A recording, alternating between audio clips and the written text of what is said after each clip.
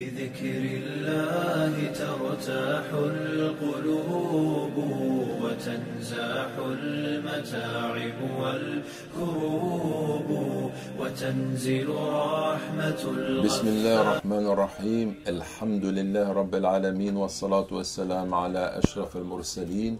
Assalamu alaikum wa rahmatullahi wa barakatuh. Donc nous poursuivons avec Ibn Ata'illah Sakandari qui nous invite aujourd'hui à comprendre que nous avons pour chacun d'entre nous un ennemi qui est un ennemi redoutable, c'est-à-dire notre ego. Et donc il nous livre ici une sagesse dont voici la lecture.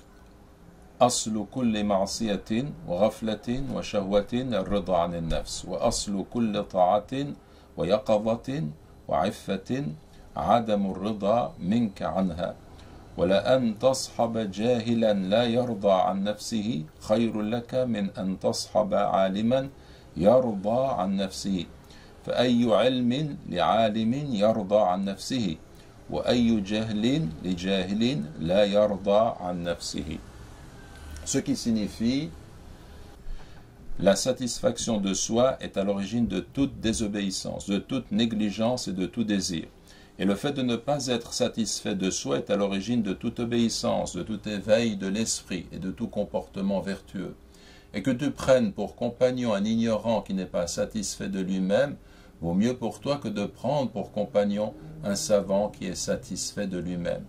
Quel savoir peut donc bien posséder un savant qui est satisfait de lui-même, et quelle ignorance peut donc être celle de l'ignorant qui n'est pas satisfait de lui-même?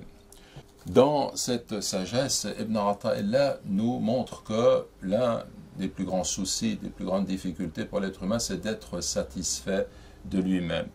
Et il faut savoir que le Coran nous indique que notre âme, notre ego, en fait, nous oriente très très souvent dans la voie qui n'est pas la meilleure. Il est dit dans le Coran, وَمَا أُبَرِّئُ نَفْسِي إِنَّ النَّفْسَ لَأَمَّارَةٌ بِالسُّوءِ إِلَّا مَا رَحِمَ رَبِّي, ce qui signifie « je ne m'innocente cependant pas, certes, l'âme est très instigatrice du mal, à moins que mon Seigneur, par miséricorde, ne la préserve du péché ». Il y a également un hadith que rapporte Abu Hamid al-Ghazali, qui est rapporté par al-Bayhaqi, dans lequel le prophète aurait dit A'da adouika nafsuka allati bayna jambayk, ce qui signifie le pire de tes ennemis, c'est cet ego, cette âme que tu portes entre tes deux flancs. Donc le hadith en fait est de très faible authenticité, il a été rejeté par un certain nombre de savants, comme Al-Albani ou bien Al-Araqi bien avant lui, mais cependant on peut retenir le sens de ce hadith qui nous indique que chacun doit prendre conscience que son ego est pour lui, peut-être pour lui, le pire des ennemis. Pourquoi? Parce que cet ego est empli de lui-même. Il y a sa vanité, son orgueil, ses désirs, son avidité, sa faiblesse, son ignorance. Et le musulman doit prendre conscience de ce qu'il est en réalité et il doit agir en ce sens que l'essentiel pour lui, c'est de ne pas être satisfait de cet ego.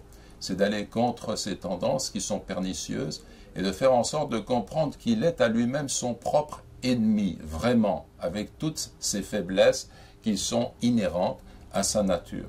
Donc cela signifie que la lutte contre l'ego, c'est une part très très importante du cheminement spirituel qui nous conduit à Allah subhanahu wa ta'ala.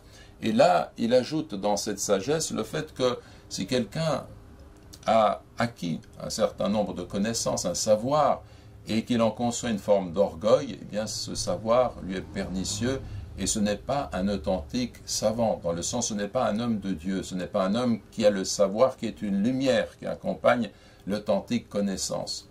Et celui qui est ignorant, qui n'est pas nécessairement quelqu'un qui a acquis beaucoup de connaissances, mais qui connaît ce secret, qui au fond de lui-même n'a aucune satisfaction pour son ego, et qui comprend que la voie c'est de lutter contre le mal qui est en lui, celui-là a un savoir qui mérite qu'on l'accompagne, même s'il n'est pas un savant par rapport à l'idée de l'acquisition des connaissances. Donc une sagesse qui est remarquable, qui nous montre quel doit être notre cheminement, quel doit être notre premier souci, plutôt que d'aller corriger les autres, nous corriger nous-mêmes avant tout. Que Dieu fasse que nous soyons de ceux qui suivent cette voie.